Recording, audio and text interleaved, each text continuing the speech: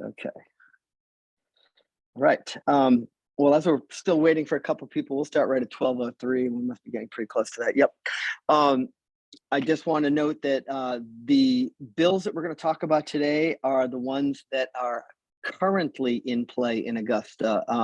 Between the time I arrived at the office, grabbed a cup of coffee, and came back to this presentation, another two hearings had been scheduled. So let me emphasize that there is a certain kind of dynamic and real-time kind of character to the work that we're doing here in the legislature. Let me advance here. Here we go. So what we're going to talk about today, I'm going to run through a quick review of the legislative process and just talk about the different places where the public has a good opportunity to intervene. I'm going to talk briefly about the kinds of bills that BCM is paying attention to and tracking generally, which will include naturally the bills that we helped initiate. And so those are obviously ones that we support. We are going to talk briefly about other bills that we are supporting right now, and we do expect more to come. There's a few bills that we are currently opposing that we'll talk briefly about, and then I'm going to devote the end of the presentation to ways you can participate in the process, and there'll be a bunch of links that we'll be throwing up that'll help you just navigate the legislative resources that are out there and participate as you're interested. So the process review featuring the Schoolhouse Rock, I Am a Bill up on Capitol Hill, the icon for this kind of work. Basically a legislator or a constituent has an idea for policy. If it's a constituent, the constituent finds a legislator and says, hey, I'd like to submit a bill. There are several types of legislative documents that can be created. There's a legislative sentiment, a legislative resolution, a memorial, an order. But we're going to be talking about bills. And the thing about a bill is that a bill becomes a law. These other forms of legislative document are a little bit more gestural or sometimes related to kind of rulemaking. Once you've got your legislator thinking about a bill and drafting something, or at least coming up with a title for which you'd like to potentially pursue, that bill title needs to be submitted by what's called cloture, which is generally mid to late December for the first session. And we are in the first session of the 131st legislature. After that bill is submitted, it gets compiled into a lengthy list. And at that point, the document receives what's called a legislative reference number, and that's what LR stands for. And then it's kind of a waiting game because those LRs eventually go through the revisor's office, fleshed out with specific language, and then they are published as an LD, a legislative document. Once the bill is published as an LD, it's really in play and in process. Once a bill has been published, the next step it goes through is read in either the Senate or the House. It depends on whether the sponsor is a senator or a representative. And at that time, it is referred to a committee. Once it is referred to a committee, the committee will then schedule a public hearing, and that is your next best opportunity to make your voice heard about the proposed legislation. I mean, the first opportunity is if you're actually trying to get your legislator to create something, but oftentimes the public hears about proposed legislation after it's already in the process. And so the committee public hearing is really one of the best opportunities for the public to make their opinion heard on what that law is going to do, whether it's good or bad, what their impressions are. After the public hearing, which can take, it's kind of an open-ended process. It can take hours sometimes. I mean, I was waiting to provide testimony on a bill last week, and the bill ahead of us was the bill on PFAS testing. And it literally went from 9 a.m. to 1 p.m. before we even got to the point where we were starting to talk about the bill that I was there for. So It can take a while sometimes. After the public hearing is completed, all that testimony is compiled. It's all available for review through the legislative resources that I'll talk about a little bit later. The next step that the committee goes through is to schedule a work session. And the work session is really when the committee sinks its teeth into the proposed legislation and decides, what they think about it, whether it should move forward, whether it needs a little bit more work, whether it should not go forward at all. And the acronyms that you see after that bullet, OTP, that means ought to pass, amended. NFNA is neither for nor against. Ought not to pass is what the last one means. There's a couple of other versions of these acronyms that don't come up too often. Occasionally, a bill will be tabled, and that means it's sort of put in limbo. And I'll talk about a bill that we're interested in that has been tabled but is not dead. It's still alive and definitely moving forward. And the committee then issues a report, and the report is either one of these things. But in some cases, if the committee report is not unanimous, they will actually issue what's called a divided report, and then you'll have a majority report. So you might get a majority ought to pass, and then a minority report that's ought not to pass. That would be kind of the simplest version of it. If the bill has got a majority ought to pass, whether it's unanimous or just a majority, it continues to be alive. It continues to move forward. And the next step for those bills is to go back to the original chamber in which it was submitted. It gets what's called a first reading, and that's kind of the first opportunity for the legislators to discuss it on the floor. They can debate it. They can adopt more amendments. It goes around and around a little bit. Then there is yet another reading where there is more debate, and then they actually take a vote, yay or nay, whether the bill should move forward. If the bill passes either chamber, the Senate or the House, it then goes to the other chamber and basically goes through the same process again. It gets a first reading, a second reading, it gets debated, there might be proposed amendments.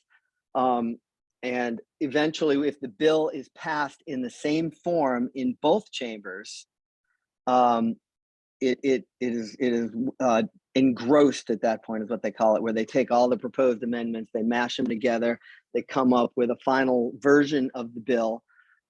In some cases, if the bill has any sort of fiscal or financial impact, it may need to go to the Appropriations Committee. And that's an if necessary. Appropriations can be tough because as soon as you start passing legislation that requires funding, it becomes a little bit more complicated. After it's gone through appropriations, it gets its final vote to enact. And if it passes the vote to enact, it is then sent on to the governor for signature. That's a bit of a simplification, but it gives you some sense of where you can, how the bill goes along and where you can intervene. Testimony at the public hearing is the easiest spot to really intervene. But the other places where you can really kind of have an impact are when the bills are being debated in either the House or the Senate, when they're on the floor, because that's the opportunity for constituents to contact legislators and say, hey, I really love this, you should vote for it. And so there is an opportunity for you to actually reach out to your legislator and encourage them to go one way or another. After it gets to the point where it's, passed in both chambers, it's a little outside our control. If you have friends on the Appropriations Committee, you can certainly send them supportive information about the bill if you like it, and encourage them to fund it. But that's really the last chance, I suppose. When the bill goes on to the governor, we have to make sure that she signs it as well. So that's another spot at which you can contact the governor's office and make your opinion heard. But really, the most direct opportunity to intervene is during testimony, and then a little bit later, you're trying to just contact your legislator and have him or her speak on your behalf for the bill. So what BCM tracks is every single title. So we expect about 2,000 bills to be published in this session. I am up to LD 862. And I will continue. I have to read these titles every single day because sometimes they come out with like 30 bills at a time, and some days they trickle out. They've been trickling out, I think, as a result of a long weekend, but they're coming. You don't need to worry about these links for the list of titles and the bill directory. We're going to give them to you a little bit later. Really, the bill directory is the more interesting document because it tells you about the published bills. But we're looking for any title that sounds like it might have. The first date in March. I'm sorry. Can you mute yourself, please, Ed? Or can you mute him for me? Thank you. So we're looking for any titles that sound like they may have some connection to or impact on vulnerable user safety, access, and convenience. We're also looking at any titles that may more broadly concern transportation funding or policy in general. We monitor other bills that may touch or intersect with our mission of making Maine better for bicycling and walking. And we see, a considerable amount of overlap with like environmental policy, health policy, issues around transportation equity. We're currently tracking, actually, we're up to 22 LDs, and I didn't update that number, but that's how quickly a number of other bills just were published, and they are in process. This is what my tracking sheet looks like. Everything that makes the sheet is something we pay attention to. The yellow just says that there's something coming up. The green are the ones we support. White means it's not scheduled yet. And that's just to give you an idea of how we monitor and track this stuff. So the bills that we're really paying attention to and that we support the most, wholeheartedly are, of course, the bills that we helped initiate. And thus far, there have been 4 bills that we helped initiate that have been published.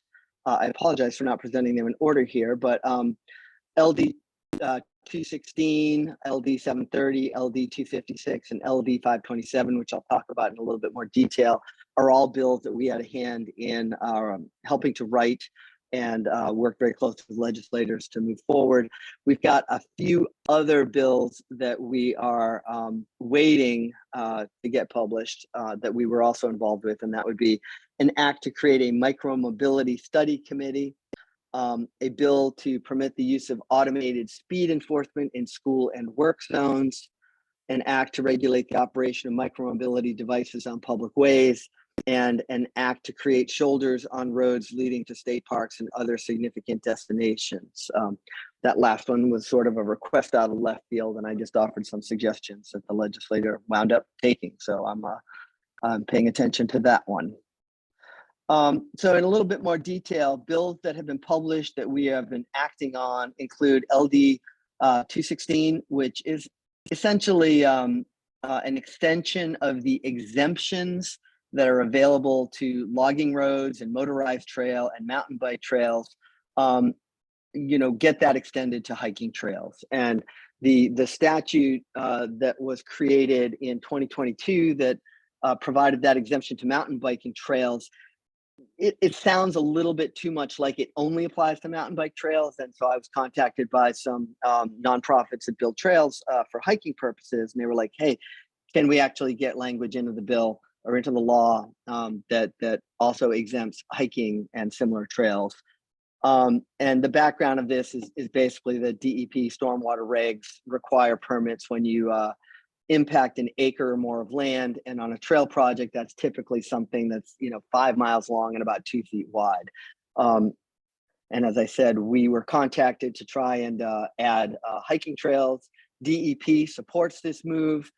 This bill has had its public hearing and had a work session. We got a unanimous ought to pass vote by the committee. And so that is likely going to be passed under what they call the hammer, where it'll be just sort of like a consent rule that, where there are unanimous votes, the chamber will just accept the ruling of the committee. But it doesn't hurt to contact your legislator if you're interested in hiking trails and say, hey, you should support this. And, if this is an issue that's of interest to you, it's good to just kind of leverage that interest and make contact with your legislator, because they are passing laws that will impact your life in other spaces, and any excuse you can have to establish a relationship with them is helpful. But this bill we feel pretty good about. We feel this is moving along well, and probably isn't going to require a ton of extra work. One of our highest priority bills is LD 256, which would add electric bicycles to the electric vehicle rebate program. And this basically just expands the operations of Efficiency Maine to include rebates for e-bikes. We believe that, pursuing Maine's climate action plan should include the promotion of e-bikes, which, in addition to being super efficient and clean, replace cars. And anyone who's ever used an e-bike will tell you, yes, an e-bike can actually replace a car for many short trips. This bill had its public hearing. We did line up about 10 people to testify on that, and we had great testimony on it. Efficiency Maine is increasingly warming to this. And so we've been working with them to kind of come up with specific language for the operational amendments that'll really kind of put the details into the program. We recommend that the bill include some sort of income eligibility requirement. So, lower income people get a bigger rebate than higher income people.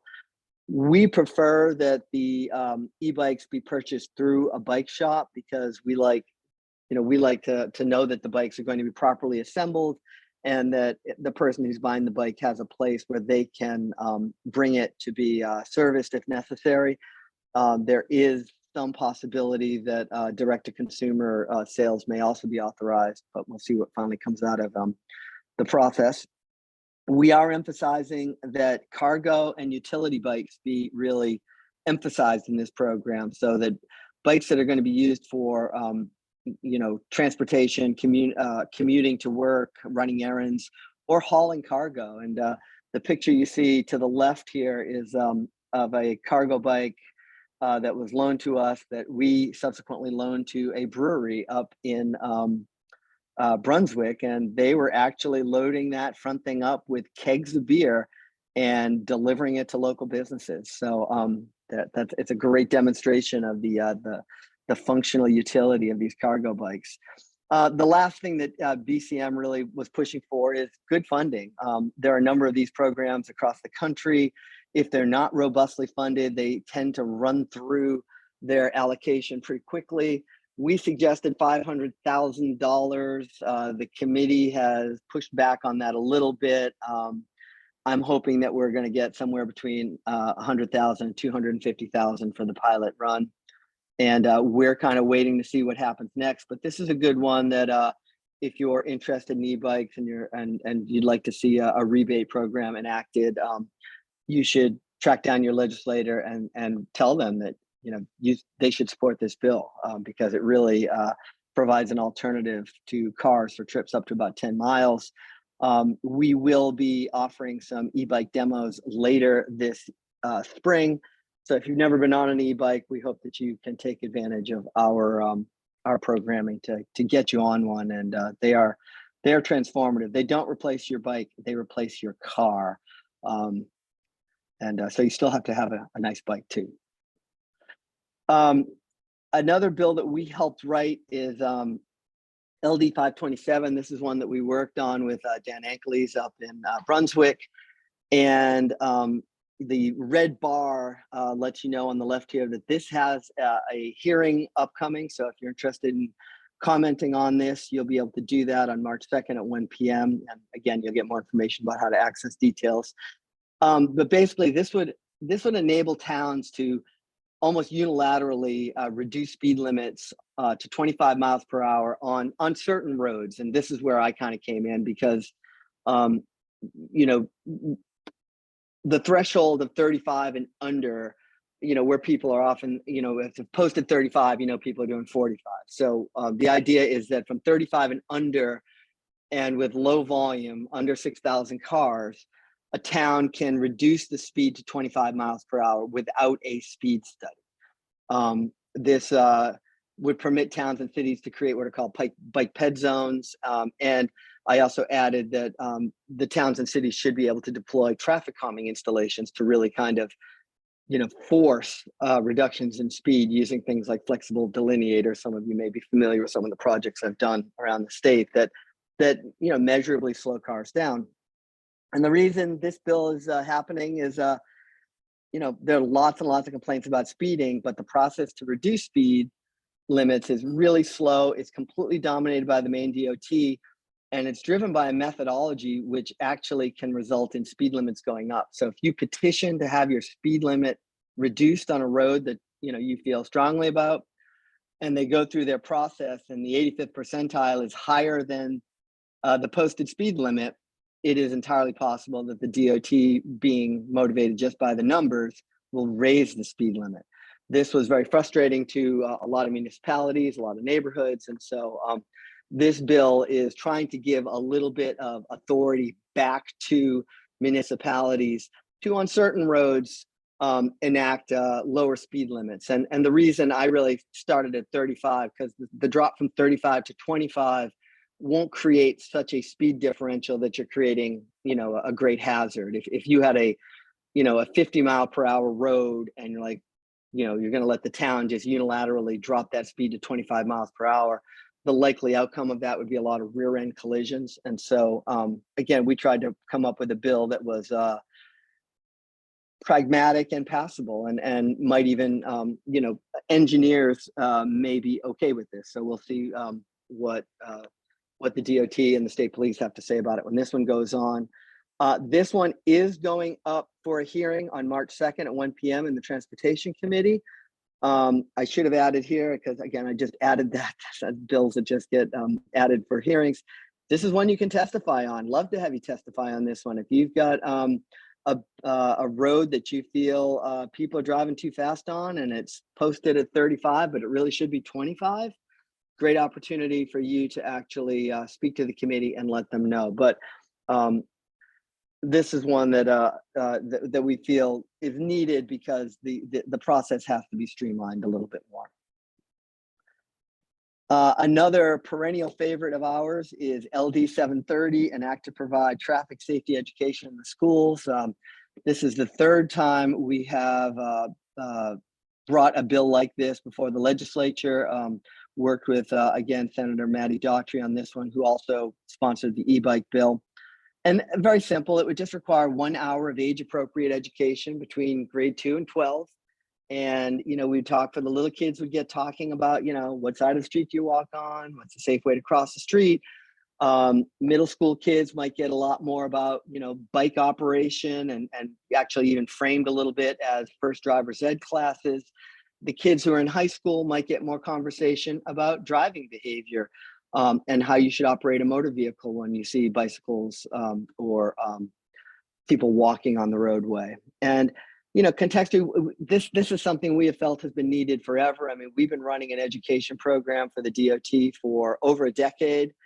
But the problem with our system is that it is opt-in. Only the people who request for the education, get an instructor coming to their school. We really think that this, should be part of a basic civil education. Like if you're going to know how to exist in a society of laws and be using public roadways, it would be good if we all had a common understanding of what those rules were. BCM has resources.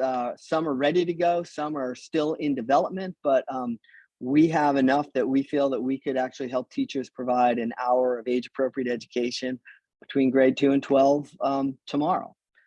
We are working on new resources for micromobility devices, things like electric skateboards, well, even unpowered skateboards, but scooters, other things that are kind of new on the transportation horizon these days. The last time we did this, we passed the bill. It made it all the way to the appropriations table, and there it died due to lack of funding. And this is one that it's not too early for you to contact your legislator and urge them to support and fund this bill to give all Maine kids the same education, how to use roadways.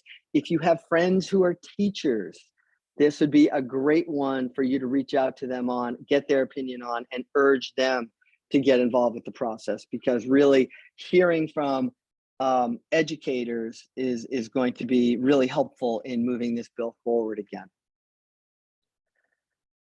Other bills that we're kind of paying attention to and waiting for, our friends at the Environmental Priorities Coalition. They are fielding a bond proposal to promote the design, development, and maintenance of trails for outdoor recreation and active transportation. So this would be a bond that would be specific for trails. So we're pretty excited about that one, but that has not come out yet. And then our friends at Grow Smart and Build Maine also convened a process to develop a bunch of bills. And so we're looking for their resolve to establish a Maine Vision Zero task force. And if you don't know, Vision Zero is kind of a policy orientation resolution of priority for zero deaths on the roadways. It is it's an ambitious approach. It has been pioneered by places in Europe successfully, and there are some examples of successful Vision Zero initiatives in the US. Maine has been kicking this around for a while, so we're excited that this is out there and looking forward to seeing it make the docket. The Act to Increase Street Safety is sort of an opaque title that at its core, what this bill is really trying to do is put in certain controlling criteria that they're called based on some Massachusetts legislation where they actually directed their DOT to do certain things with respect to road size and geometry. And I was involved with writing that one, but really it's Grow Smart and Build Maine that are really pushing that in their legislative team. They also have another bill that would grant municipalities the authority to set lower speed limits. They are a little bit more wide open than the bill that Representative Ankley's came up with. It's not restricted to 35 mile per hour and lower zones, and I don't think it's got a volume requirement either. But I think that it's important that the legislature sometimes just see the public desire for policy like this, and hopefully DOT is paying attention too. And then another one that is coming out of the Grow Smart Build Maine policy efforts are this.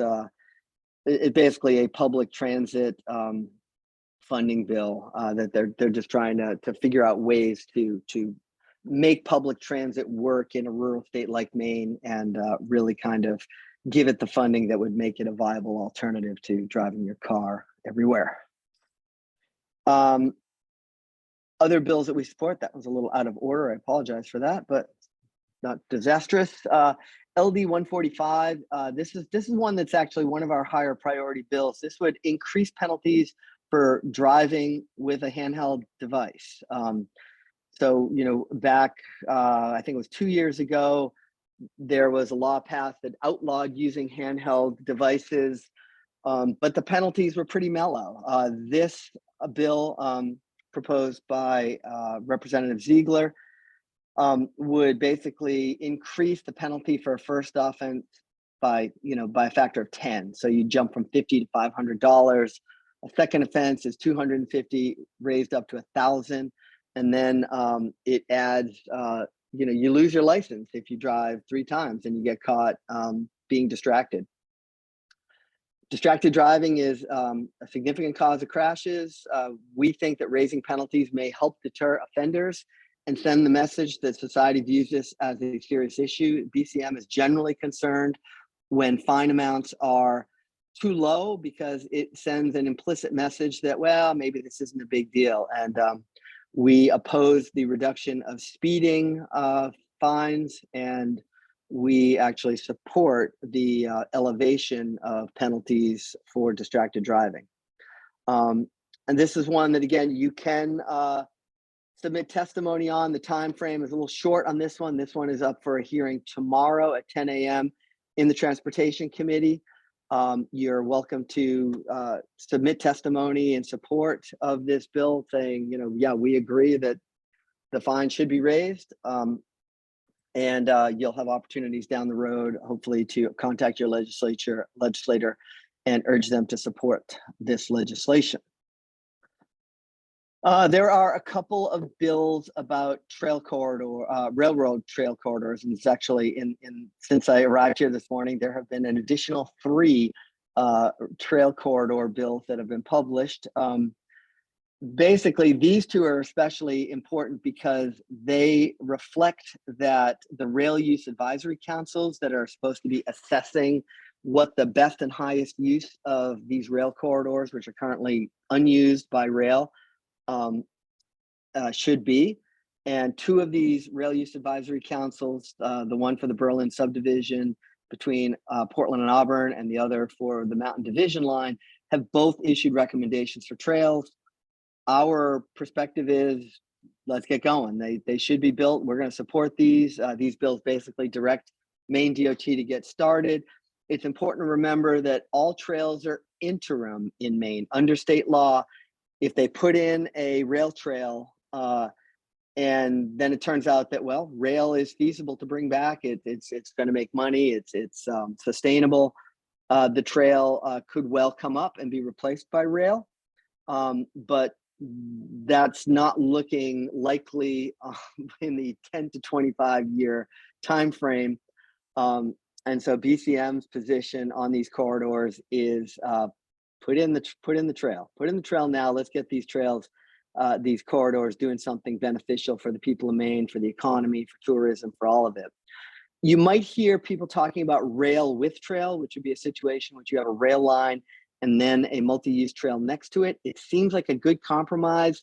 Everybody wins, but I've seen the cost estimates, and it is so phenomenally expensive for all of the corridors that are under consideration for rail with trail, that it'll never happen. I mean, it's if you can put in a trail for $17 million that will run 25 miles, triple that to get a rail line in, and then add another, 50 million on top of that to get to rail with trail. And in many cases, that's because the rail beds in Maine are kind of on this diked up sort of berm situation. They run on top of that.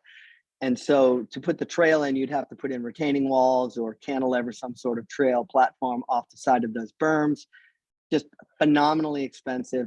And a vote for rail with trail, although it seems like a good compromise, really is a stand for status quo. And we feel at the BCM that it's time to start getting these corridors doing something positive. So this is one that neither bill has been scheduled for a hearing, but urge your legislators to support it.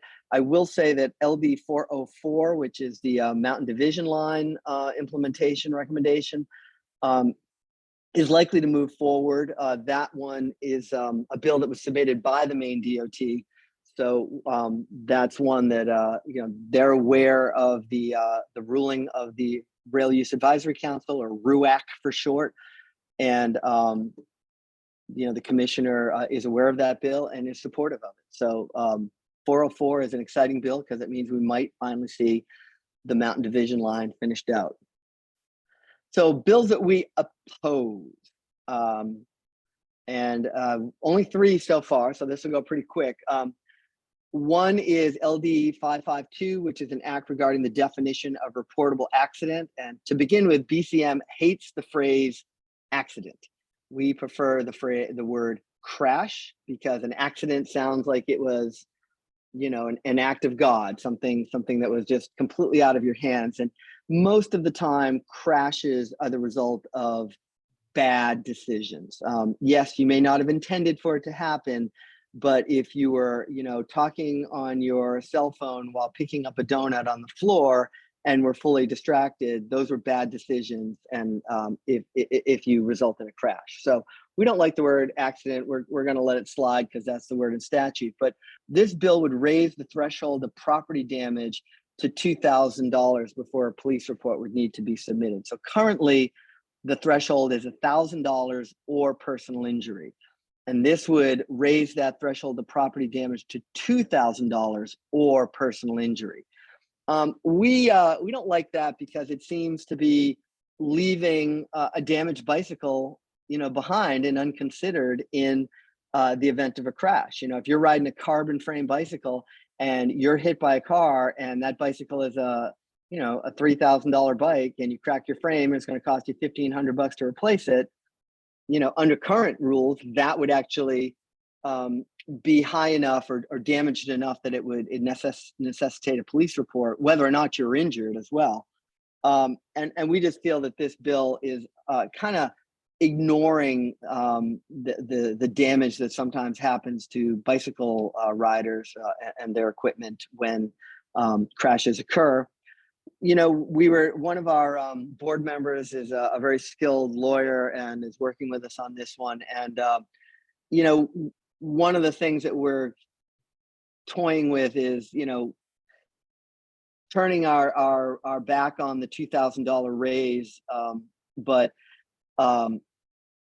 require that the statute includes some sort of provision that recognizes the smaller dollar value property damage that results in crashes with vulnerable users. So, there might be something that, $1,000 for damage to your car, or $500, to damage for on a bicycle. And of course, personal injury always results in a police report. And if you are, God forbid, ever hit while walking or bicycling or skateboarding, you may hit the ground and think you're okay, but chances are, you've bumped something pretty hard.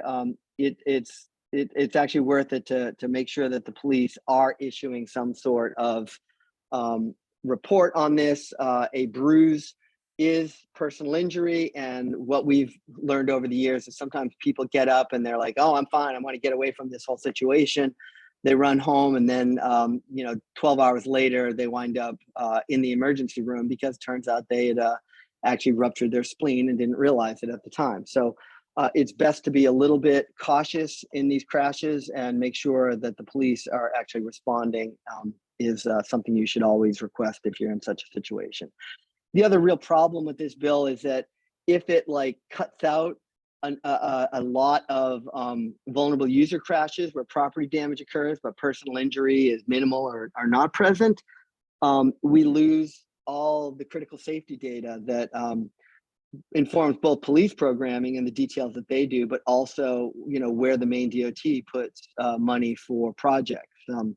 And a lot of the decisions that the DOT makes through its safety office are based on, well, what does the crash data say? So making sure that vulnerable users are included in the crash data is very important for public policy generally. So we don't like this bill. We're going to oppose this for those reasons, and probably suggest that there be a provision for a lower amount that acknowledges, that if your bike, if you're relying on your bicycle for transportation and it's only a $300 bike, but it gets destroyed by a car, you're sort of out of luck, and that should be recorded in a public process in a report. This one just came up for hearing. Again, this one's a couple weeks out, March 9th, 1 p.m. transportation. This one does exactly what the title says. It's just a concept bill at this point, so it's just the title. It would direct the Maine DOT to explore extending I-95 up north. We hear a lot from the DOT about their fiscally constrained circumstances and their difficulty maintaining the roads that they currently have to maintain. We think that building new segments of expensive highway up to a remote part of the state, should not really even be explored. The funds contemplated for this study could go to bike ped projects, could be built for rail trails, could be built, could go to many other things, but we're not really supportive of another car-centric transportation bill that would just siphon millions out of the Maine DOT budget. And stay tuned on that one. We're going to make some oppositional noises on that one. This one has not come up for hearing yet. This one is an interesting one. It would basically permit a snowplow to go from 9 feet long to 10.5 feet, which maybe not sound like maybe doesn't sound like a huge problem, but when you consider that most of the travel lanes in Maine are only 11 feet, a pickup truck with a 10.5 foot plow in front of it is just about on the line on both the double yellow dividing you from oncoming traffic, and the shoulder where pedestrians or bicycles might be. So we think this is a bad idea, particularly, in the winter. There have been a number of people who have been hit by plows over the years, and we just think this is an unnecessary idea, and so we're going to oppose it. So at this point, and I'm going to do this really quickly because I want to get to your questions if you've got some. If you're interested in monitoring bills, this is the bill directory, and Andy can pop that link into the chat. This lets you see bills as they're published. To the left, you can see where my cursor is. This lets you kind of sort through the bills as they are released. So I'm currently working between LD 801 and LD 1000. And so they're released in tranches of about 200 bills. And this is, if you're interested in just seeing the entire list, this is where you see the entire list of bills that are published. If you know the LD number, and I've rattled a few off today here, you can search for the text and detail on this page, which is the front page of the Maine State Legislature. You can, if you look at this upper part here, the LD number, you can pop in right there and it'll take you to the old summary. If you go to this new boxed one, the new consolidated bill tracking data page, and put in your LD number, it takes you to actually a pretty cool summary page that's got the testimony right there, the bill text right there, the hearing schedule. So that's a new feature that I'm going to be updating all of my summary information in our bills to use. But that's probably the easiest way to actually find, a specific bill that you're looking for and that you want more information on when it might be up for hearing or what people have said about it. You can also search for bills that are going to be up for hearing by going to the committee page, selecting the committee that you want to hear. So if you go to this page on the top, you select the Transportation Committee.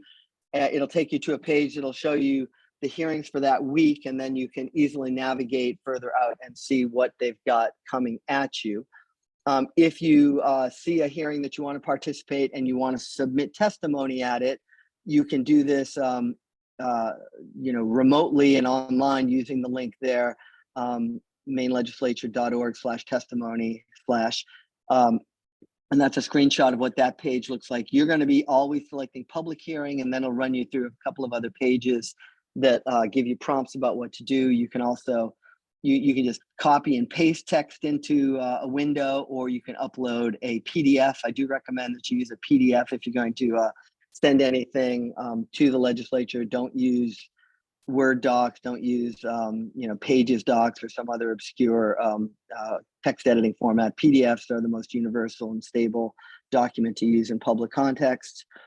If you do decide to attend in person, and the committee page at the top here does give you an address, you can go in person. If you want to read your testimony in person, you have to bring 20 copies of your testimony with you. For the committee members, the clerk, and a couple of extra copies, and they won't copy them for you, so you better make them ahead of time.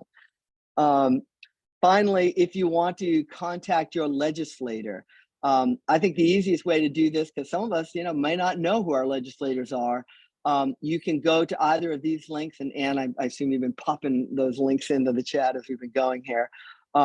This lets you identify your hometown, and it'll tell you who your legislator is, whether it's a senator, and then you can also find out who your representative is. And you can do this just by knowing the town you live in. You don't need to know your district or anything like that. So it's just as long as you know your hometown, you should be able to find who your legislator is. And although it varies, most of the links to the legislators are pretty complete. They have at least their legislative email. Often they'll have a home number.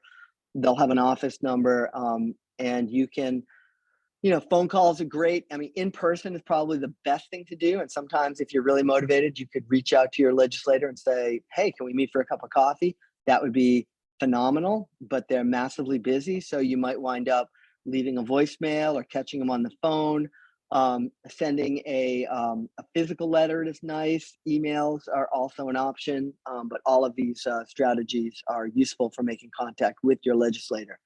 Finally, if you want to reach me, I can be reached at jim@bikemaine.org. Our website, www.bikemaine.org, will soon have a legislative page up and running, and we will be sending all of you updates about the legislative process, about where we're at, what's coming up. And so rather than just put everything into the email, we're likely just going to update the website and then remind you, hey, go look, there's something that might interest you.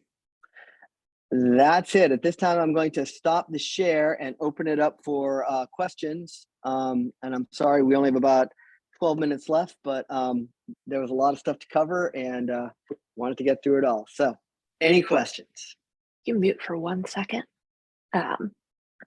Scott, am I on? Scott Harris.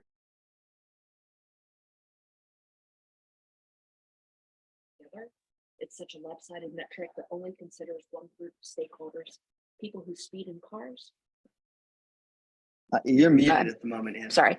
Scott wrote, is there any chance of ever getting rid of the 85th percentile rule altogether? It's a lopsided metric that only considers one group of stakeholders, people who speed in cars. It ignores everyone else, including lawful drivers, cyclists, pedestrians, equestrians, residents, property owners, etc. So, Scott, I completely agree with you. And we're working on that. We bring it up to DOT all the time. I think that there are actually 3 bills that are dealing with more rapid speed limit change. There's another bill, LD 31, that would permit reductions in construction zones, which I don't really understand that bill because it looks like the state already has the authority to do that. But we are hoping that when we get to the update of the Maine DOT's complete streets policy, we will be able to tweak the 85th percentile rule. And there are places around the country that are placing greater emphasis on the 50th percentile. And we are really pushing the DOT all the time to be more considerate of context when they set speed limits. So I don't know that we're ever going to completely get rid of it, but I'm hoping that we can at least de-emphasize it. And we've got some folks at the DOT who are pretty receptive to that, but engineers are a conservative group, and we're working on them constantly. So I hope that happens, and we'll see what happens when we get to the complete streets policy update for the DOT. Thanks for the question. Cool. Winston had written, do you know the legislator behind an act to grant municipalities the authority to set lower traffic speeds? Oh, the one that Grossmart is putting out. I don't off the top of my head, but I have it written down on my spreadsheet, and we can probably get that to you. Or you can. It's not published yet. I mean, the Dan Ankeles bill is out. Representative Ankeles is out, which is LD 527. But the other bill has not yet come out yet. So I don't know who the sponsor is at this point. So stay tuned for our legislative updates. Cool. Tim wrote, question about LD 527 for roads under 6,000 vehicles. Please remind us where we can get vehicle counts for a section of state aid road. So the Maine DOT has a site that they call their map viewer. And if you go to the map viewer, you can actually click on a roadway segment, and then it'll pop up relevant information about the road. And if you scroll down, you'll get an AADT, average annual daily traffic. And sometimes it's based on an actual count, and sometimes it's based on an estimate, but it's publicly available information. And maybe in the follow-up email, we can include a link to the map viewer if folks feel that's useful. Thanks, Jim. I have an E on the section of road I'm looking at, and I didn't know what that meant. Like, where do I go? Estimated. But what's estimated? Where's the number? Where's the actual number? So scroll up or down, and you're looking for there should be something that says AADT somewhere in that table you're looking at. Yeah, you think that they would. Oh, factored AADT 4501. Thank you. Great, appreciate it. 4501. So that means that with some correction variables factored in, the count is about 4,500 cars on average per day. Awesome. And that kind of flattens everything out. So it takes like the spikes in the summer season and the lulls in the winter season and sort of compresses them to an average. Great. Thanks, Jim. Awesome information today too. Thank you so much. Thanks, Tim. Paul had a question there. I apologize. I was wondering if that was going to be Dave Kinsman or who that was going to be. Hi, Paul. Hey, thanks, BCM. This is just an incredibly impressive and ambitious legislative agenda. All really, really great stuff. I've got a question specific to bikeways, which open up access to highway funding for active transportation projects. I'm having a hard time confirming whether or not the commissioner will approve legislation that uses the bikeways funding mechanism. So I'm just going to drop that in the chat. If BCM has an opportunity to pose that question to the commissioner, it would be great to get a straight answer. And also just wanted to put a plug in on Vision Zero. Maine Trails Coalition is hosting a screening series in Portland, Augusta, and Bangor in late March, early April. BCM is a sponsor. And so there's a link to those events on the Maine Trails Coalition website. I just dropped the link in the chat and we'd love to see folks. Thanks. Yeah, cool, Paul. We'll help promote that too. You know, the bikeway thing, the whole definition of a bikeway is something that I've wrestled with for several years, because I mean, a bikeway is anything you can ride a bike on. And so every roadway is theoretically a bikeway. And when you add a bike lane to a roadway, well, then you've really made a dedicated bikeway. And, you know, I think that that's a good question to ask. And, you know, the new active transportation planner for the Maine DOT, Dakota Hewlett, he gets it. And, you know, we've got a good voice up there, a good internal advocate. I mean, he's a pretty hardcore bike rider himself. And hopefully he can help move things along. One last one from Scott, LD 145. Is there any danger that setting the fines too high will result in decreased enforcement by law enforcement officers? Well, so that's exactly what the state police say. They are going to oppose that bill, or at least neither for nor against it.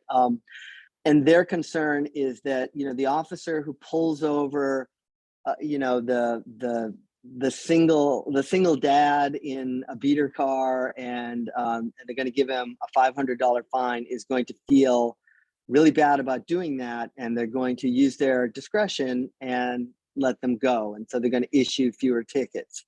A couple years back, that same argument was deployed to lower the fines for speeding, and the result of that, it's been really hard to get a straight answer on that, but apparently fewer tickets were issued after the fines were reduced. And our fear is that if you keep the fine level low, you're sending an implicit message that this is not a big deal. This is not a serious problem.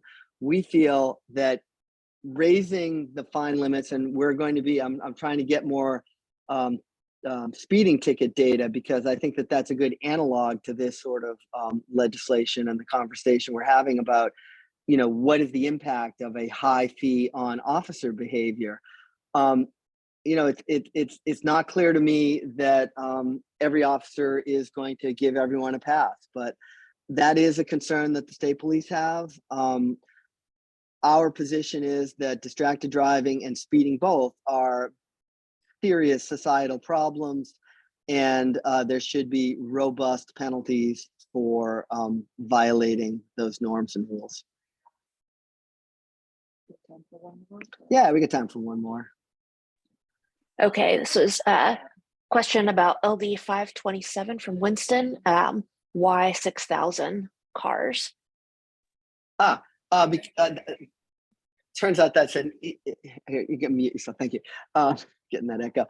6,000 cars on a federal highway matrix of, you know, when do you really need to start going to separated facilities? it's above 35 miles per hour and above 6,000 cars. So that represents the threshold at which federal highway says you can have on-street facilities, even shared lane markings and bikeways without a ton of separation, and they are acceptable. So 6,000 was not a number pulled out of thin air. It was very much based on a federal highway recommendation. Cool. Well, at that, I think we're probably done at 2 minutes. I know that we've got some other webinars coming up. I mean, pretty much every Wednesday at noon, the BCM holds a webinar. I don't know what next week's is, but I do know that we're in the process of developing a new instructor certification program. And within the next month, there will be a webinar that talks about that program. And I hope that some of you will consider getting certified as instructors. This will cover on-road, off-road, and some pedestrian content as well. But we need more people out there who can go into schools and go into Rotary halls and other contexts and talk knowledgeably about how to behave on the roads in a safe, predictable, and legal fashion. Until next time, I'm going to say see you later. I hope you have a great day. Please stay safe out there on the roads, and thank you for your attention and your involvement with the BCM, and look for our updates on opportunities to get involved with the legislative process. Take care, all.